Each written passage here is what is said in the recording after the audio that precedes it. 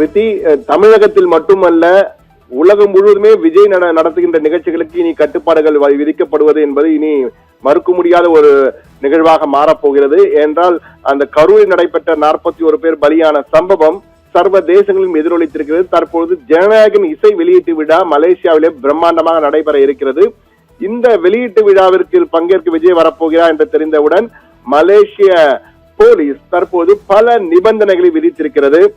அதாவது ஒரு நிபந்தனை, இறுதி நிபந்தனை. மலேசியன் போலீஸ் என்றால் அந்த royal police of Malaysian police department என்று கூறுகிறார். Royal Malaysian police, PDRM police department, royal Malaysia என்ற வகையில் அழைக்கிறார்கள்.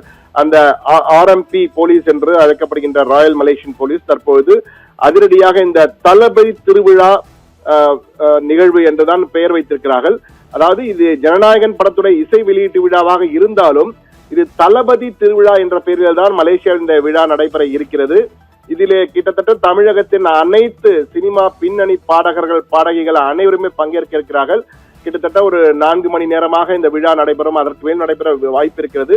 விஜயின் ஆரம்ப காலம் முதல் கடைசி படம் என்று கூறப்படுவதால் ஜனநாயகன் வரை அவருடைய பயணம் குறித்தும் அவருடைய முக்கிய பாடல்கள் குறித்தும் ஒரு ட்ரிபியூட் டு தளபதி விஜய் என்ற வகையிலே இந்த விழா கொண்டாடப்பட இருக்கிறது. இதற்காக விஜய் செல்ல இருக்கிறார். ஆனால் இதற்கு தற்போது மலேசிய அரசு மிக தெளிவாக, அதாவது இந்த போட்டி இந்த இடம் நடைபெறுகின்ற இந்த நிகழ்வு நடைபெறும் இடம் என்றால் புக்கிட் ஜலீல் என்று கோலாலம்பூர், மலேசிய கோலாலம்பூர் உள்ள புக்கிட் ஜலீல் அரங்கத்தில் நடைபெறுகிறது. புக்கிட் ஜலீல் அரங்கம் என்பது மிகப்பெரிய ஒரு மாபெரும் அரங்கம்.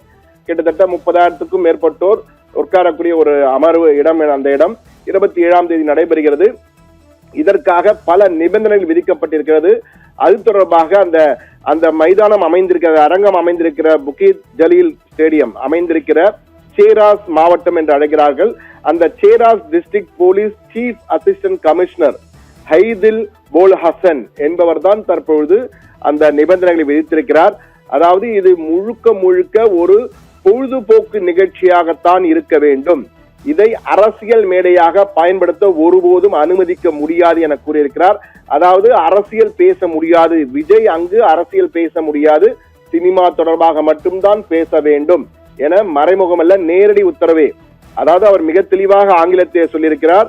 It should be a strictly an entertainment program and should not be used as a platform for political messaging or activities என்ற வகையில் மிக தெளிவாக குறிப்பிட்டிருக்கிறார். அது மட்டுமல்ல, அரசியல் பேசக்கூடாது, அரசியல் சிம்பிள் சின்னங்கள் எதுவும் பயன்படுத்தக்கூடாது, கொடிகளை கட்டக்கூடாது, அந்த டிஷர்ட்டுகளிலே கட்சி கொடியினை போடக்கூடாது, அதே போன்று கான்வாய்கள் அணிவகுப்பு எல்லாம் நடத்தக்கூடாது, அந்த அரசியல் நிகழ்வுக்கு ஏற்ப அந்த நகர்வுகள் ஏதேனும் நடத்தக்கூடாது என்ற வகையிலே பட்டியலிட்டு 5 நிபந்தனைகளாக விதித்திருக்கிறார்கள். அதே போன்று நேரடி ஒளிபரப்பிலும் எந்த வகையான அரசியல் மெசேஜ், அரசியல் செய்தியை வெளியிடக்கூடாது, பேசக்கூடாது என்றும், அதே போன்று இந்த பாதுகாப்பு ஏற்பாடுகளும் இதுவரை மலேசிய போலீஸ் செய்யாத அளவுக்கு மிகப்பெரிய பாதுகாப்பு ஏற்பாடு செய்திருக்கிறார். ஏனால் பல்லாயிரக்கணக்கான ரசிகர்கள் மலேசியா மட்டுமல்ல இந்தியாவிலிருந்தும் பல ரசிகர்கள் அழைத்து செல்லப்பட இருக்கிறார்கள் விஜயுடன். எனவே மிகப்பெரிய அளவுக்கு ஒரு பாதுகாப்பு ஏற்பாடுகள் செய்யப்பட்டிருக்கிற விஜயின் நிகழ்ச்சிகளுக்கு இது இந்தியாவில் மட்டுமல்ல, தமிழகத்தில் மட்டுமல்ல, மலேசியாவிலும் விஜயின் நிகழ்ச்சிக்கு நிபந்தனைகள் விதிக்கப்பட்டிருப்பது என்பது மிக முக்கியமாக பார்க்க வேண்டியிருக்கிறது. இது தொடர்பாக Cheras district police chief assistant commissioner ஹெய்தில் போல் ஹசன் மிக தெளிவாக அந்த கட்டளைகள் என்ன என்பது குறித்து விளக்கியிருக்கிறார். எனவே ராயல் மலேசியன் போலீஸுக்கு ஒரு சவால் காத்திருக்கிறது. அந்த சவால் தமிழகத்திலே நடப்பது போல மிக கட்டுப்பாடுகள் நடத்தப்படுமா இல்லையா என்பது விஜய் ரசிகர்கள் எப்படி அங்கு நடந்து கொள்ள போகிறார் என்பதை வைத்துதான் நாம் முடிவு செய்ய வேண்டும்.